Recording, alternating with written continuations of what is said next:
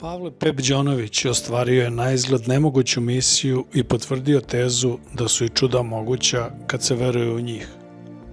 Idejni tvorac Mundijala prijateljstva, manifestacije koja već četvrtu godinu u Ulcinju okuplja sportske legende regiona, olimpijske, svetske i evropske šampione, za Meridian Sport govorio je o nastanku, slobodno se može reći, festivala sporta i prijateljstva, planovima za budućnost, kao i o tome kako je sa Zlatiborskog junior kampa došao u Ivu i sazrevao uz Grušanovića, Stepandića, Negovanovića, Ilića, Pokrajca, Karešika, Đurića u zlatno doba šabačke košarke.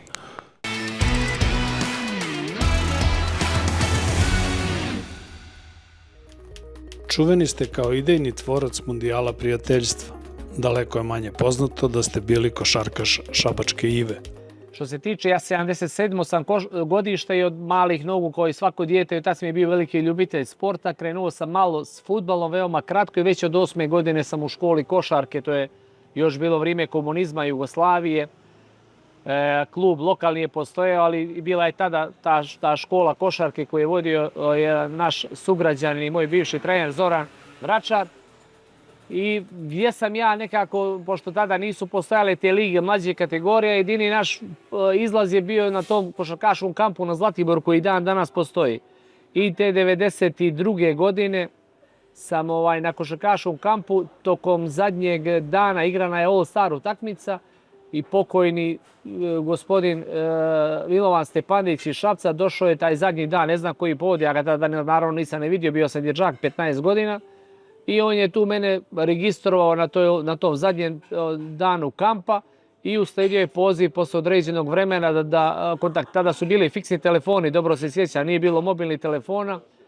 I došli su, zvali su moji roditelji. Moji roditelji su, 93. godina je bila, gledate onaj dnevnik u 19:30, cijeli posvećen ratu daleko bilo.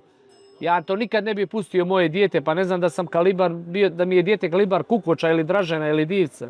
Međutim, oni su bili hrabri, pustili me, ja sam otišao 10 dana na probu u Šabac, tada je bio rukovodioc kluba tamo Boban Davidović i nakon 5-6 dana su me oni već zvali, znam da je Pop Lukina, neću zaboraviti, ulica gdje je sjedište bilo klub, kancelarije, da ako želim mogu da ostanem i tako da je tu počelo jedno razdoblje moje od punih 36 mjeseci, 3 godine, od 16. do 19. godine.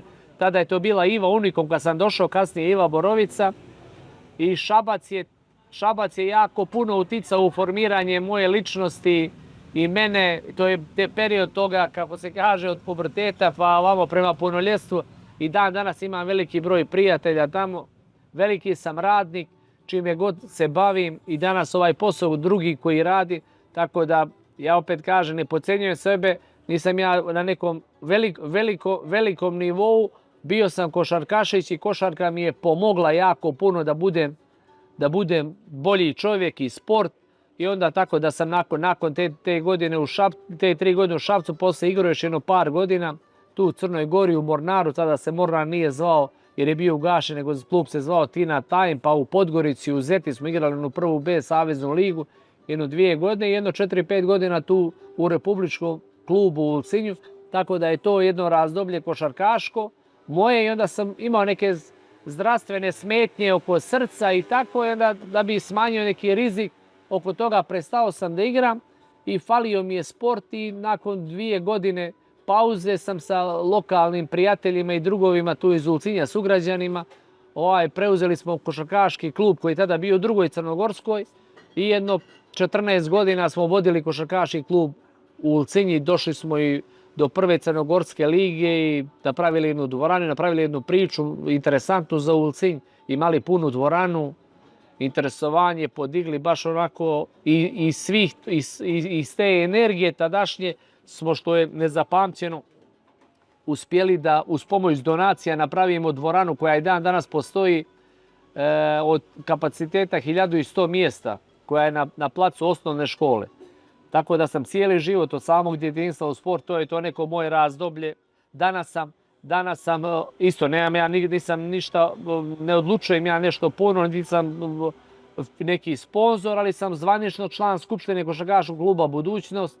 To mi je kao neka titula, priznanje, volim košarku i onda i koristim taj komfort. Mnogo puta putujem s košarkašima na ove utakmice, mečeve ABA lige, Eurokupa, ali generalno volim da se družim, društven sam čovjek, tako da, a sport je, znate, svi znamo šta sport otvara i pruža. Tih godina kad ste bili u klubu, šabačka košarka je bila u zenitu.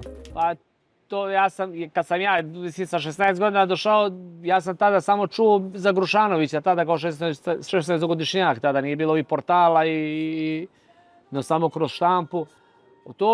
Ja opet kažem, kroz te 3 godine, baš sam to rekao i Veselinu Vukoviću i Jasminu Mrkonji, Veselin Vuković je Šapčan i Jasmin Mrkonja je igrao tada Meni je to sigurno u današnjem vremenu, danas sam opet odrastao čovjek, sigurno je to uticalo na formiranje mene. Ja sam tako toplo primljen, ja nemam nekog, da tako kažem, neprijatnog trenutka ni kao dječak iz tog vremena. Svi su meni primili, s obzirom da sam ja opet dosta daleko, to je iz Crne Gore, nije sa kraja svijeta i tako mlad.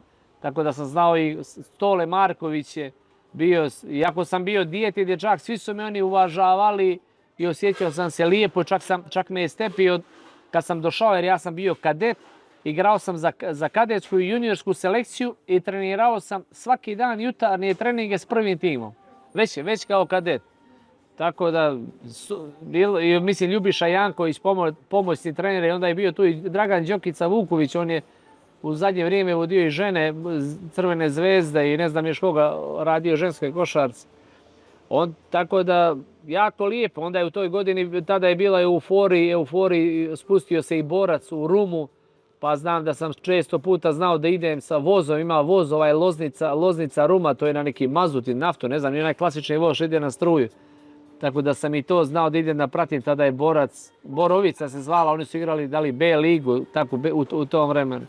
Tako da je to nešto, mislim, tada možda nisam ja to tako doživljavao, ali kad sam odrastao, povod toga sam otišao iz Šapca pa nakon 5-6 godina, to je kad sam vidio ko je Vlatko Ilista ili Mikan koji je bio 2-3 godine MVP one lige, ne znam kako se zvala, Juba liga tada.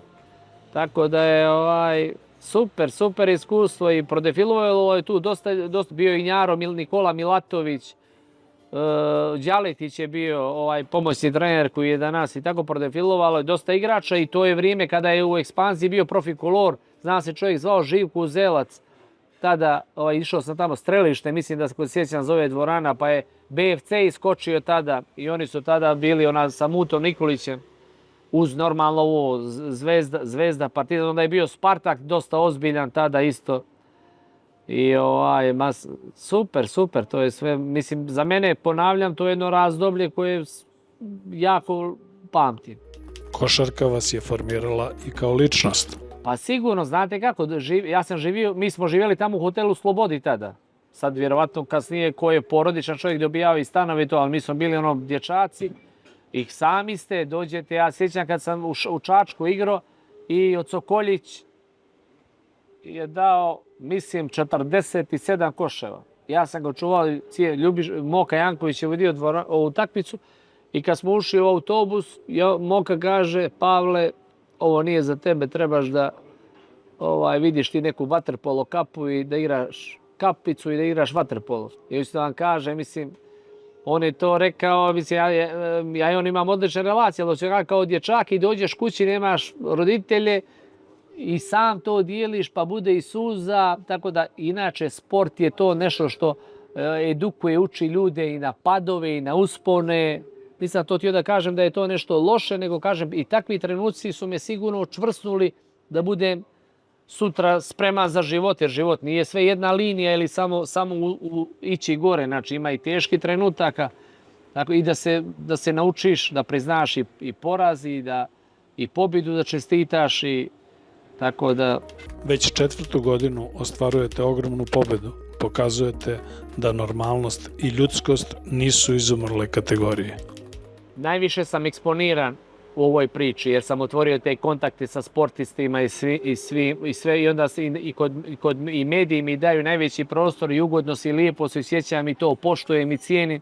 i to je sigurno napravilo ovaj događaj ovolikim koliki jest. Događaj koji je nastao iz, tako reći, jedne igre, sasvim spontano i vjerovatno ću da umrem s tom enigmom jednog dana koju ja ne znam da objasnim. Znači, na koji način. Ja sam krivac, vjerovatno što sam prepoznao energiju s tim dolaskom Ivana Gudelja u Ulcinju, gdje ovdje postoji veliki broj navijača Hajduka 70. 80. godina i onda sam to nekako kanalisao. Sebi sam našao neki motiv koji me gurao, što sam krenuo nemoguću misiju da kontaktiram ljude, da idem kod Vasila Ringova u Skoplje, kod Vujadina Stanojkovića, širom Jugoslavije i tako. Živio sam taj san svaki dan po 24 sata. I kažem, ponosan sam na to, ponosan sam što ovaj Mundijal prijateljstva nema vlasnika, nema arhitektu i nema organizatora. I kogod je nešto radio u familiji, u porodici, kogod je organizovao neko veselje, neku svadbu, rođendan, zna da to ne može sam da organizuje bez podrške porodice, kumova, komšija, prijatelja, a nijedan ovakav događaj koji prevazilazi ne okvire grada, ne okvire države.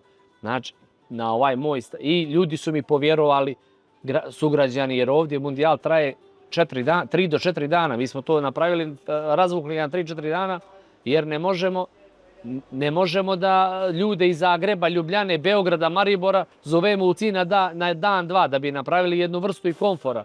Tako da nijedna ulcinjska porodica, vlasnik hotela, apartmana, sve ove 4 godine ne naplaćuje nijedan cent što se tiče smještaja. I to nije samo smještajno, su oni i pozabave s tim ljudima. Tu je i doručak i sve. Tako da je lokalna zajednica, građanstvo sačuvala ovaj festival da ne ode u nekim gabaritima većim finansijskim, koji to ne bi mogao niko to da isprati.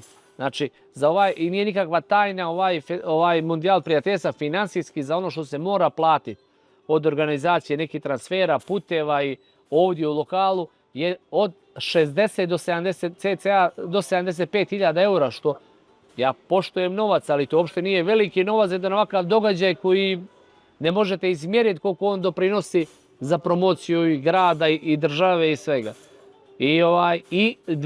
U julu 2022. godine došlo do tog susreta u Klisu iznad Splita s Ivanom Gudeljom. Neću ja da pričam, niti nije moje, ne znam kakav sam bio čovjek do tog perioda, ali od jula 2022. godine do danas ja sam bolji čovjek mnogo nego što sam bio kroz ovo putovanje i druženje sa svim ovim ljudima i to iskustvo. I to su ostvareni ljudi, oni su isto veliki krivci. Ja sam skupljao hrabrost, prvoga sam nazvao, znam da je bio Zoran Vulić, nakon susreta sa Ivanom Gudeljom, i ja sam skupljao hrabrost, malte ne pričao sa samim sobom kako ću da nastupim. I kad sam ga nazvao, dobar dan gospodine Vulić, ja sam Pavle Feđonović iz Ulcinja, oprostite, vama moje ime ništa ne znači, malo sam uzbuđen, vi ste jedan od heroja mog odrastanja, on kaže meni, ba daj opusti se, šta si uzbuđen, reći šta treba. I tako da su i oni sa mnom počeli da su me možda otkačili na početku tih 3, 4, 5, možda bi ja izgubio samopouzdanje.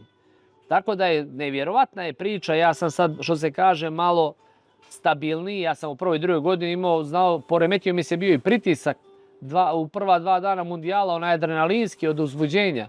Tako da sam svjestan svega, ponosan sam na sve, jako sam ponosan, jako sam srećan i ispunjen čovjek. Tako da samo bih volio na sat vremena kad bi mogao da mi bude otac živ, ali opet on gleda, hvala Bogu, majka mi je živa, on otac i gleda to vjerojatno sa nekog ljepšeg mjesta. I sina imam 11-godišnjeg, sve radim na tome, ako mi Bog bude dao zdravlja, za sad uspijevam, zainteresovan je za sport, ne da se bavi, da bude sportista, ni treba da budemo svi sportisti, ali da ima tu sportsku frekvenciju do punoljetstva. Tako da je to neka moja i teško objašnjiva misija, jer događaj je ogroman i onda ljudi često puta misle da ja demonstriram neku skromnost, da ja sad želim da budem, ja pričam ono stvarno što jeste i ono što mene hrani ovdje. Mene recimo ljudi koji su u 7. i 8. deceniji, neki koji su, da mi je otac živ, bio bi mlađi od njih, koji su u ozbiljnim godinama iz ovog grada, kad me oni zaustave, kakve mi oni riječi upute, sine, ovo je nemoguće što radiš, ovo je nešto što se ne može izmjeriti, izvagati, ovo je nešto neprocjenjivo, ovo je istorija. I kad malo bolje razmislite, jeste, jučer ste vi bili svjedoci, prvi put ste debitovali, Bože zdravlja, ćemo se i dalje srećati, mimo Mundijala, ali ono što se jučer desilo na onoj ceremoniji svečanog otvaranja, gdje su se vama putem linka javili gospodin Pešić, gospodin Tudis, gospodin Dragić, Vučević, Mijatović, Mihajlović, pa samo to da se desilo, da niko nije došao, da se oni obrate, da pozdrave skup, a ne ona plejada, mislim, to su asovi, legende svjetskog sporta, ne jugoslovenskog, no svjetskog sporta. Da ih sretnete neđe na aerodromu u Beogradu, u Ljubljanu, pa je spektakl. Da stanete da gledate u njih, a ne da dođu još u jedan grad koji je geografski u džepu, gdje recimo veliki broj ljudi koji su i bliže tu neđe iz Hercegovine nisu bili nikad u Ulcinju jer namjenski se dolazi, nema tranzita. I onda sam ja neprirodan za ovu priču. Sad napravili ste vi lijep uvod, vama hvala na tome i vas sve, ali nisam ja nikakvo košarkaško ime. Ja sam jedno dijete koji voli košarku, voljelo košarku i koji sam veliki radnik. Tamo sam, nisam ja ništa ozbiljno tamo odigrao, sam bio 3 godine, nisam imao, niko mi ništa nije poklonio, te 3 godine sam zaradio i posle. Ali neprirodan sam i ja za to, jer meni nije ujak Džajić ili džed Mirko Novosel pokojni ili da sam si imao neku granu za nekoga da se uhvatim kad zovnem. Tako da i meni je samo sebi kad pričam, a mnogo pričam samo o sebi i razmišljam, to mi je fenomen kako smo uspjeli da zavrijedimo pažnju i poverenje kod tih ljudi da nas uopšte saslušaju. Pričamo o prvoj godini, ne pričamo ovo je sad već druga pozicija i nema, zahvaljujući svima vama, nema ko nije čuo za ovaj događaj. Mi smo ove godine došli, pokušavali smo, na dobro smo putu bili preko Slobodana Piksija Subotića, otvorili smo kontakt sa gospodinom Galisom i Janakisom, tako i sa Gregorom Fučkom. Sport je pozitivan i mi smo ga nekako izolovali, jer kažem, ima i u sportu, mi smo ga izolovali, uspjeli smo za sada mi građani, nosimo ga na našim plećima, izolovani od politike. Za sada ne govorim daleko bilo poštovanje prema svakome, ne govorim ja za politiku ništa, da je to dobro ili loše, ali smo ga mi sačuvali iz razloga što smo išli ka tome da se ljudi ne dijele. Jer dijele se 2 rođena brata koja je ista majka rodila radi neke ideje, tako da smo za sad uspjeli i idemo dalje.